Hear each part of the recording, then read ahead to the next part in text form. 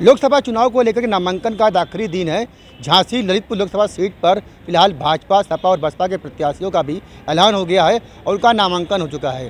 बुंदेलखंड में तमाम ऐसे पत्रकार हैं जो कई दशक से बुंदेलखंड में पत्रकारिता कर रहे हैं और चुनाव को कवरेज करते चले आ रहे हैं। हमारे साथ तमाम सीनियर पत्रकार बैठे हुए हैं, इनसे हम बात करेंगे कि इस बार इस सीट पर चुनाव कैसा होने वाला है, चुनाव में मुद्दे हावी होने वाले हैं या चुनाव जातिगत होने वाला है या फिर जो व्यक्तिगत प्रत्याशी है उसको लेकर चुनाव होने वाला है। महेश जी, ये बताइए, अगर हम इस बार की बात की जाए इस सीट पर, तो क्या 2019 की जो तस्वीर है वो आपको रिपीट होती नज़र आ रही है या फिर कोई बदलाव के संकेत? देखिए, 2019 की बात हम करें तो एक तरफा चुनाव हुआ था उस वक्त और बहुत अच्छी लहर मानी जा रही थी, लोग कहते थे ऐसा। लेकिन इस बार चूँकि 5 वर्ष तक लगातार सांसदी का कार्यभार देखा गया है, कार्यकाल देखा गया है और उसको देखते हुए कहीं ना कहीं लोगों के मन में कई सवाल भी हैं, उनके जवाब भी जनता चाहती है। दूसरी ओर जो आपका विपक्ष है वो भी संगठित हुआ है और कल का जिस प्रकार से नामांकन का जुलूस जो देखा गया, तो मुझे नहीं लगता कि कमज़ोर दोनों तरफ से चुनाव रहने वाला है। आमने सामने की कड़ी प्रतिस्पर्धा रहने वाली है। क्या लगा कि मुद्दे इस बार हावी हैं या जातिगत आंकड़ों पे चुनाव जा रहा है या प्रत्याशी की जो व्यक्तिगत जो साख है उस पर चुनाव जा रहा है? क्या पब्लिक के बीच में गूंज क्या रहा है? मुझे ऐसा लगता है कि जो सामान्य समस्याएं जो रही हैं, आम जनमानस की समस्या जो रही हैं, इस बार बहुत ज़्यादा हावी होती दिखाई दे रही हैं और कहीं ना कहीं इस बात को भी लेकर लोगों के मन में कसक है कि हम तक सांसद जी या हम सांसद जी तक बीच में कहीं दरार रही, दूरी रही, उस चीज़ को भी लोग लेकर चल रहे हैं और उसको यदि किसी तरह ये पाट पाते हैं तो निश्चित रूप से इनके पक्ष में जाएगा। रही बात आप जातिगत आंकड़ों की बात जो कर रहे थे, तो जातिगत चुनाव तो लगभग कहती हर पार्टी है कि हम जाति के ऊपर कोई काम नहीं करते, जातिगत कोई मुद्दे नहीं उठाते, लेकिन सारे समाजों को इकट्ठा करके और जातिगत मुद्दों के अलावा कोई राजनीति होती ही नहीं है और यहाँ पे भी जातिगत राजनीति चलेगी, उनके आंकड़े भी जोड़े जाएंगे, लेकिन कितना कौन किसे प्रभावित कर पाएगा ये तो वक्त बताएगा। हमारे साथ शकील जी हैं और ये काफ़ी लंबे समय से पत्रकारिता कर रहे हैं, कई चुनाव कवरेज किए हैं। और शकील भाई, एक बात बताइए, बड़ी बात है, क्या चुनाव वैसा ही होना है इस बार या फिर लगा कि कुछ परिवर्तन पब्लिक दिख रहा है? देखिए, सबसे बड़ी बात ये है कि अगर हम 9 साल के भाजपा के शासन पर निगाह डालें तो माननीय प्रधानमंत्री नरेंद्र मोदी ने जो जनता के बीच में वादे किए, जो गारंटी दी, कहीं ना कहीं जनता भी ये महसूस कर रही है कि हमें छला गया है और इस छले के चलते लोग अब जातिवाद को ना लेकर विकास, रोजगार और महंगाई को लेकर जो है वोट करेंगे। ऐसी प्रतिक्रियाएं जनता के बीच में काफ़ी मात्रा में चल रही हैं। सबसे बड़ा सवाल ये कि जिस तरीके से कांग्रेस ने अपना प्रदर्शन किया नामांकन में, वो जातिवाद तो बिल्कुल नज़र नहीं आया। उसमें सभी जाति के लोग थे और इस भरी गर्मी में और दोपहर में हजारों की तादाद में भीड़ प्रतीक के साथ जो देखी गई है, उससे ये क्लियर और ये साफ संकेत मिल रहा है कि कहीं ना कहीं भाजपा की सीट जाती हुई नज़र आ रही है और कांग्रेस फिर यहाँ पे रिपीट मारने जा रही है। क्योंकि सबसे बड़ा सवाल है कि प्रदीप जैन आदित्य जो गठबंधन के प्रत्याशी हैं, जनता के बीच जा रहे हैं, रोजगार की बात कर रहे हैं, महंगाई की बात कर रहे हैं, संविधान की बात कर रहे हैं और कहीं ना कहीं युवाओं को वो अपने पक्ष में करने के लिए काफ़ी कोशिश कर रहे हैं। और इस बार जो है युवा, आम जनता, गृहिणी, महिलाएं तमाम जो है अब इस मुद्दे पर वोट देने जा रही हैं कि कहीं ना कहीं अब महंगाई कम हो। हम आपको रोकना चाहेंगे, हमारा एक बात और भी है कि अनुराग शर्मा जो मौजूदा प्रत्याशी हैं भाजपा के, उनकी अपनी उपलब्धियां हैं। वो कह रहे हैं हम डिफेंस कॉरिडोर लाए, बेड़ा लाए, हमने हर घर नल से महापरियोजना लाई, पानी की अब समस्या काफ़ी दूर हुई। तो क्या ये उनकी उपलब्धियां भी नहीं दिख रही लोगों को? देखिए, बुंदेलखंड कई दशकों से सूखे की मार झेल रहा है, उसे बीड़ा से कोई लेना देना नहीं है। उसे 2 वक्त की रोटी चाहिए और किसानों को पानी चाहिए। हमारे एरज डैम जो जांच के नाम पे जो है कई सालों से जो है बंद पड़ा है, उसका काम कम से कम अगर वो डैम तैयार हो जाता तो बुंदेलखंड का खास तौर से झांसी जनपद के आसपास का किसान जो है फल फूल जाता। उसको जो है ठंडे बस्ते में डाल रखा है। अब तो बीड़ा लेके आए, ये बड़ी लंबी योजना है। रोटी आज चाहिए, मजदूर आज निकला है, बीडा क्या आज उसे कुछ दे रहा है? सांसद जी अगर ये दावा करते हैं तो उनका दावा अपने लिए ठीक है। ये एक योजना है केंद्र सरकार की, उस योजना के तहत यहाँ पे उद्योग लगने जाएंगे, लेकिन उद्योग कब चालू होंगे? ज़रूरत आज की है तो आज यहाँ सांसद जी ने क्या किया लोगों के लिए? आज ना रोजगार मिला है लोगों को, ना लोगों को सस्ता राशन मिल रहा है, ना लोगों को किसी तरीके की कोई सहूलियतें मिल रही हैं। पानी के लिए बुंदेलखंड जूझ रहा है। झांसी में पानी की तराई तराई मची हुई है। लोग धरना प्रदर्शन कर रहे हैं, लोग कट्टियाँ बाल्टी मटके लेके सड़कों पे उतरे हुए हैं। क्या 5 साल से सांसद जी को ये नज़र नहीं आया? नहीं तो क्या जिला प्रशासन के स्तर से पानी पर काम बिल्कुल नहीं किया गया, आप ये कहना चाहते हैं? नहीं, जिला प्रशासन की ओर से पानी के लिए काम किया जा रहा है। बहुउद्देशीय योजना है, पाइपलाइन डल रही है, लेकिन ये रोक दी गई थी। ये योजनाएं आज की नहीं है, यहाँ पानी की लाइन की ये पुरानी योजना है, इन्हें रोक दिया गया था। अब चुनाव आते ये योजना चालू हो गई है, यहाँ पाइपलाइन डलने। लेकिन कई सालों से झांसी की जनता पानी के लिए तरस रही है, उसका कौन जिम्मेदार है? एक प्रतिनिधि की जिम्मेदारी होती है, एक सांसद की जिम्मेदारी होती है कि अपने क्षेत्र की जनता को तमाम सुख सुविधाएं दें। कहीं ना कहीं ये आक्रोश है।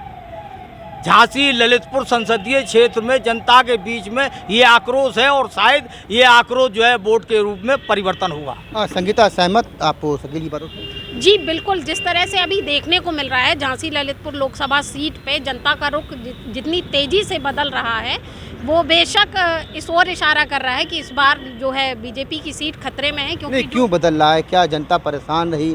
काम नहीं हुए, बड़े बड़े काम भी हुए, पार्क भी बने, डिफेंस कॉरिडोर आया, इसके अलावा बीडा आ रही है, इसके अलावा पानी पर भी बड़ा काम हुआ है, सड़कें अच्छी हुई हैं, ब्रिज भी बना है।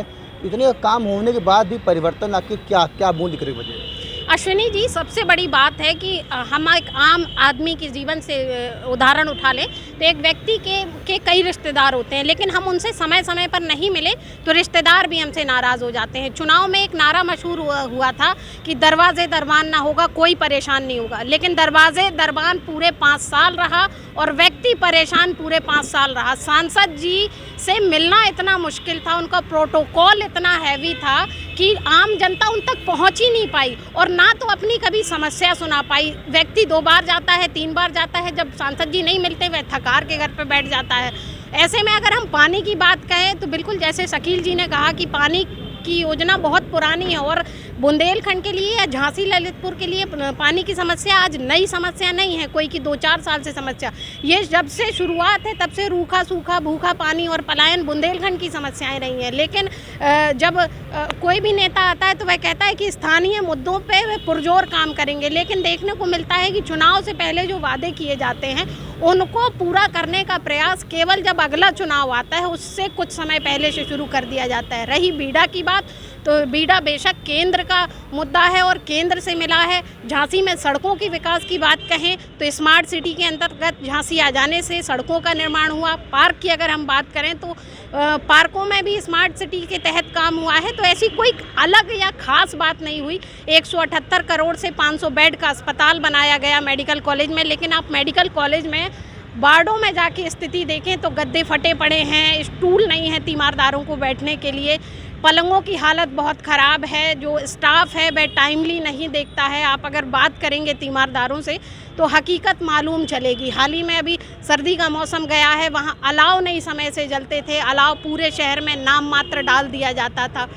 ऐसी कई समस्याएं हैं जो आम जन से सरोकार रखती हैं, लेकिन सांसद जी ने कभी इस ओर ध्यान ही नहीं दिया। क्या कहोगे सुंदर? सब भाजपा से अनुराग शर्मा हैं और सपा से कांग्रेस से प्रदीप जैन हैं, इसके अलावा नए प्रत्याशी अयोध्या से आए हैं रवि प्रकाश कुशवाहा। क्या अयोध्या से आने वाले व्यक्ति और जिस तरह से राम में माहौल पूरे यूपी में बताया जा रहा है, तो वो अयोध्या क्या झांसी में आके कुछ परिवर्तन कर पाएगी, कुछ प्रभावित करने की स्थिति में है? बेशक अयोध्या एक अपने हिंदू धर्म में और एक आस्था का विषय है, लेकिन एक नए प्रत्याशी को झांसी जैसे शहर में उतारना जिसे कोई भी ना जानता हो और एक अलग एजेंडे के साथ आ जाना, क्या झांसी में प्रत्याशी नहीं थे, उस काबिल नहीं थे क्या कि उसे बाहर से बुलाया गया है? यहाँ इसी चीज़ को लेकर यहाँ के जो लोकल के लोग हैं उसको उनमें भी इस चीज़ को लेकर आक्रोश काफ़ी है, क्योंकि उन्हें इस बार मौका नहीं मिला है। चलो ठीक है, उन्होंने वहाँ से भेजा, अच्छी बात है, लेकिन वो व्यक्ति यहाँ पब्लिक से तो मिले, एक 4 दिन पहले कोई व्यक्ति आता है, उसे यहाँ का प्रत्याशी घोषित कर दिया जाता है और लोग उसे जानते नहीं, लेकिन उसके पीछे भीड़ लगी हुई है। क्या ये समीकरण को बिगाड़ने को लेकर के कोई आपको लगा कि इसकी दोनों पार्टियों का समीकरण बिगड़ जाए, क्या उसकी ये तीसरा प्रयास था?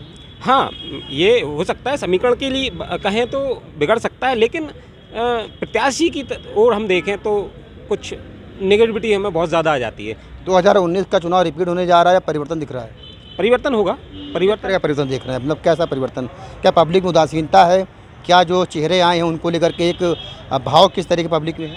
पब्लिक ये चाह रही है कि इनके पास जो चेहरा पिछले 9 साल से था, वो व्यक्ति कुछ जो लोगों से मुलाकात हुई हम लोगों की, तो वो उनका यही कहना है कि हमने कभी सांसद जी को देखा ही नहीं, हम कभी उनसे मिले ही नहीं। तो जो प्रदीप की इस समय छवि यहाँ पर है, वो तो देखने लायक है। लोग उनसे मिले हैं, लोगों के साथ वो खड़े हैं, अगर लोग बीमार हैं तो उनके साथ वो खड़े हैं। हाँ, योजनाएं हुई हैं, बीजेपी सरकार में बहुत अच्छे काम हुए हैं, ये नहीं कहेंगे, लेकिन वो योजनाएं कुछ धरातल पे आने से रह गई हैं, वो उनको वहाँ नुकसान करे। क्या कहोगे भाई, आप तो युवा पत्रकार हो, एक लाइन में बताना प्रभावी कौन है, सपा, कांग्रेस, भाजपा या फिर बसपा? जी, यहाँ पे झांसी में तो वैसे मुझे अपने प्रदीप जैन ज़्यादा उम्मीदवार है, उम्मीद है उनकी कि वो जीतेंगे यहाँ पे, क्योंकि यहाँ की जनता को जो पिछले जो सांसद थे जो अनुराग शर्मा जी, वो यानी कि जनता के दिल में अपनी जगह नहीं बना पाए। एक युवा, इमरान आप बहुत पुराने पत्रकार हैं, कई आपने चुनाव कवर किए हैं, एक आम राय, एक आम धारणा ये बनी है कि सांसद जी को लेकर के कि वो बहुत ज़्यादा मिलनसार नहीं रहे पिछले 5 साल में, क्या ये चुनाव में प्रभाव डाल पाएगा? आपको बता दें कि हमने भी कई लोगों से यहाँ की जनता से बात की है। कई लोगों को यही नहीं मालूम कि झांसी का सांसद कौन है। कोई रवि शर्मा बताता है, कोई गौतम बताता है, कोई रमेश शर्मा नाम लेता है। झांसी की अधिकांश जनता को यही नहीं मालूम कि सांसद है कौन। रही सांसद जी की बात, सांसद जी जो 5 साल में अधिकतर जनता के बीच नहीं पहुँचे हैं, जनता में इतनी नाराज़गी है उनको लेकर। और कई लोगों से ये भी बात की गई तो उन्होंने कहा कि मोदी जी, मतलब सांसद को पहचानने से यहाँ की जनता इनकार कर रही है। और रही कांग्रेस प्रत्याशी की प्रदीप जैन आदित्य की बात, तो प्रदीप जैन आदित्य लगातार ज़मीन से जुड़े हुए नेता हैं और गरीबों की जाते हैं और उनकी हर संभव मदद के लिए हमेशा वो तैयार रहते हैं। अगर देखी जाए तो सांसद जी की तुलना में वो बेहतर प्रत्याशी नज़र आ रहे हैं इन गरीब जनता के बीच में। देखिए, मोदी और योगी को वोट देने की बात जनता कह रही है। वो कह रही है कि भाई हम प्रत्याशी नहीं देख रहे हैं, हम तो मोदी और योगी को वोट दे रहे हैं, बेहतर कानून व्यवस्था पर वोट दे रहे हैं, विकास कार्यों पर वोट दे रहे हैं। तो क्या कुछ इस सीट पे आपको दिख रहा है? इस बार परिवर्तन दिखाई दे रहा है इस सीट पर, क्योंकि जो कांग्रेस के प्रत्याशी हैं प्रदीप जैन आदित्य, उन्होंने कल नामांकन किया था। उनके साथ जो आम जनता दिखाई दी, उससे कहीं ना कहीं ये दिखाई दे रहा है कि प्रदीप जैन आदित्य इस समय बढ़त लेंगे और भाजपा प्रत्याशी को काफ़ी अंतर से बढ़त बनाकर जीत भी सकते हैं चुनाव।